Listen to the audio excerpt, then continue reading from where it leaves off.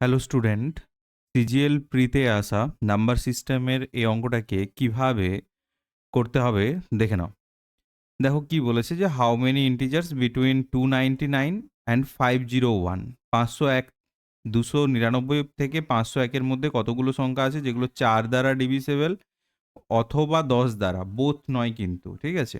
তাহলে আমি প্রথমে কতগুলো সংখ্যা বের করে নিচ্ছি। কতগুলো সংখ্যা আছে? 200।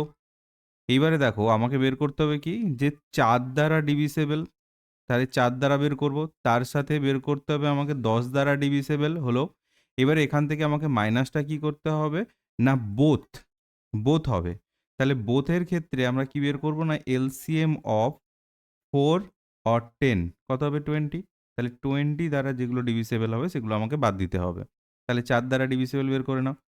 200/4 প্লাস 200/10 মাইনাস 200/20, 50 পাবো, প্লাস 20 মাইনাস 10, তাহলে কত হবে 60। ঠিক আছে, 60-র ক্লোজ অ্যান্সার আমরা দেখব। ক্লোজটাই অ্যান্সার হবে। ক্লোজ কোনটা রয়েছে 61, দ্যাট ইজ দ্য অ্যান্সার।